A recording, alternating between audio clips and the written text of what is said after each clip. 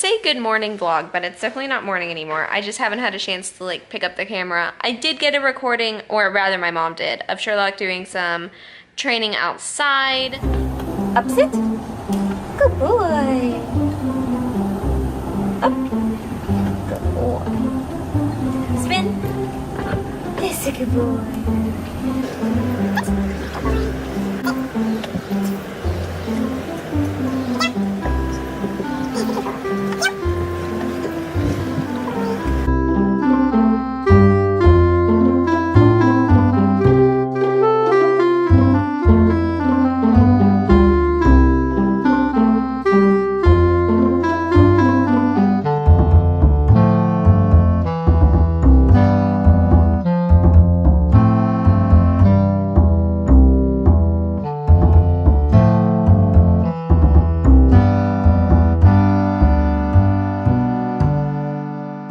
Look at this dork. What are you doing? What is that? What is that? Don't bite my foot. I see you thinking about it. Anyways, we got some recording of doing training outside. I'm trying to switch things up and do his drills in the morning outside because lately I've been doing them inside and he's kind of been acting like he wasn't being challenged enough.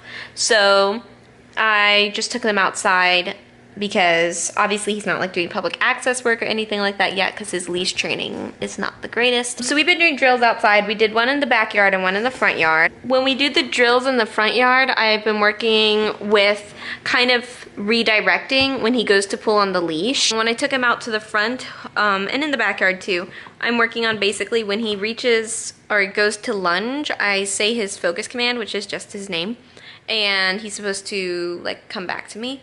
Also in other news, I de-accessed my port, so yay, de-accessed port, but like my skin's a little bit irritated underneath it, so that's not the best. And I finished my antibiotics yesterday for my infection, and that's awesome because my stomach is already feeling loads better not having to take the antibiotics. And yeah, that's pretty much it. So did training with Sherlock twice already today, and now I'm just going to rest for a little while. Also, good news is that my wrists, specifically my left wrist, was really jacked up last night. It's feeling better. I mean, it's definitely not in tip-top shape. When I move, I get sharp pains in my shoulder and in my elbow, and my neck. And the right wrist is a lot more injured than I originally realized, but it's not the worst it's ever been, so that's good. I'm hoping that I'll still be able to do leash training with him this evening and work on it some more because I have seen some results. When I took him outside this morning to go to the bathroom, normally he does zoomies on his leash and acts totally crazy, but he didn't do that. So I'm thinking if I do this every day for a week, he'll eventually get way better. And I'm super excited about that because if he can just get to the point where I can take him on walks, I think that'll really help with all this mental energy he has built up, and it'll definitely work us towards healing up.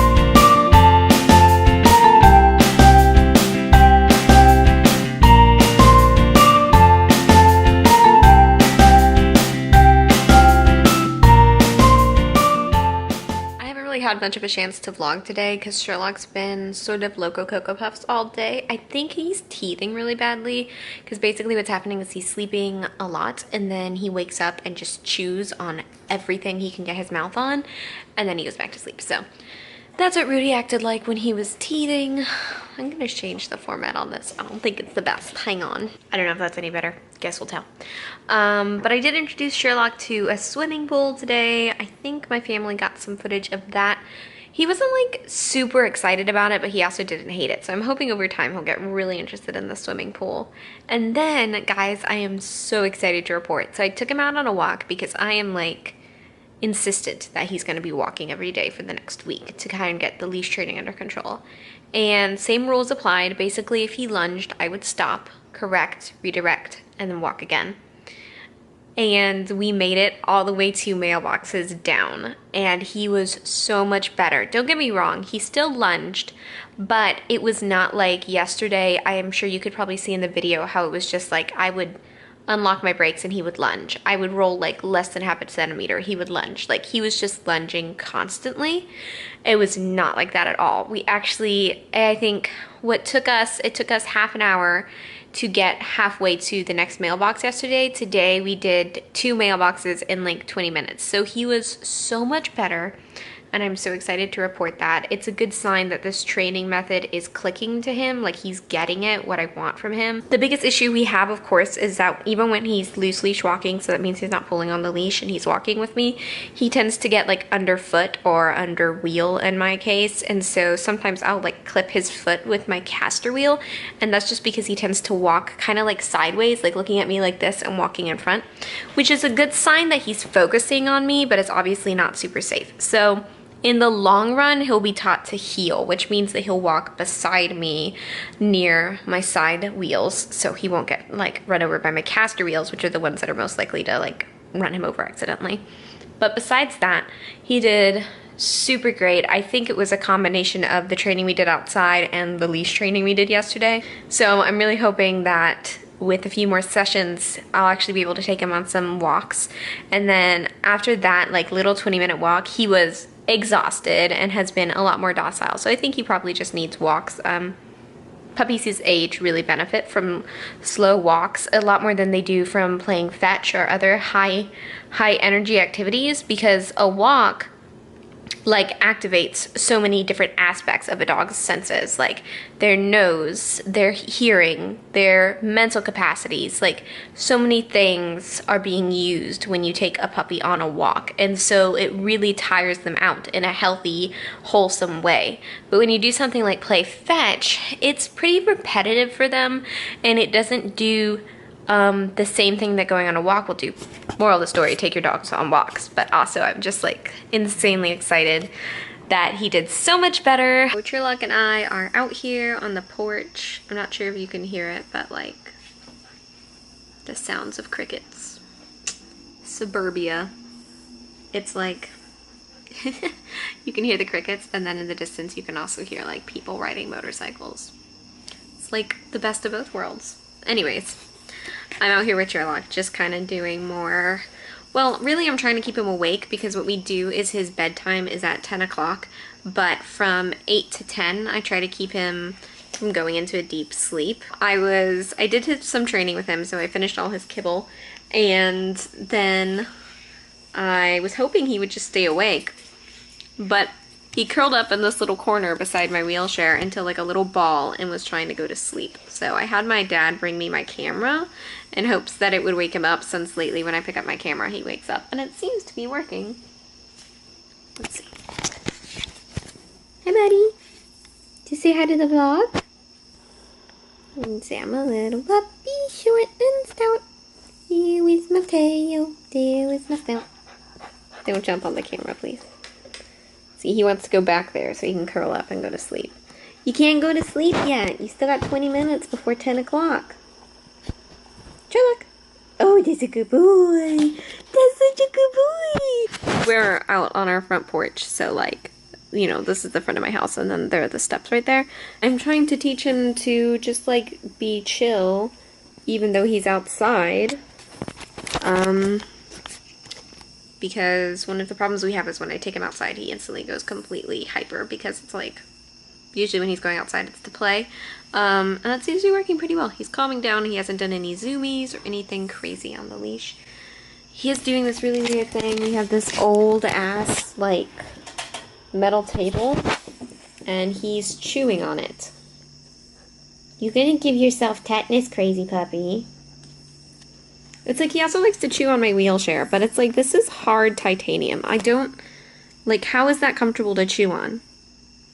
Touch the tongue. I'm sorry, you got a mom that likes to annoy you. It's my job. Yes.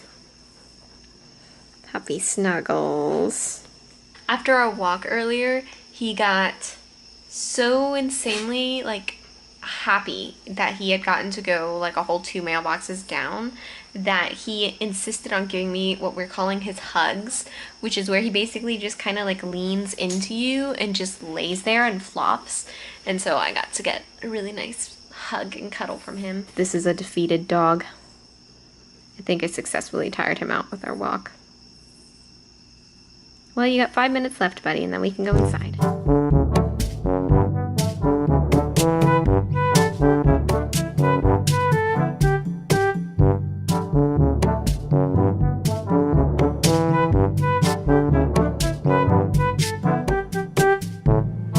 Alright, you guys, so shortly after I took the last video, I started getting these really, really bad stomach cramps. I don't know what they're from.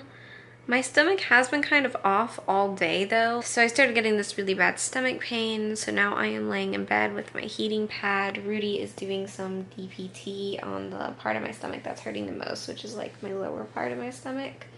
I got a little video of him doing his work, so I hope you guys enjoy that. Hopefully it came out all right. So just so you know, Rudy's totally still alive and he still does work today. He alerted to a tachycardic episode and he's doing DPT, but most of his work is done when Sherlock is in his crate or at nighttime when he's asleep.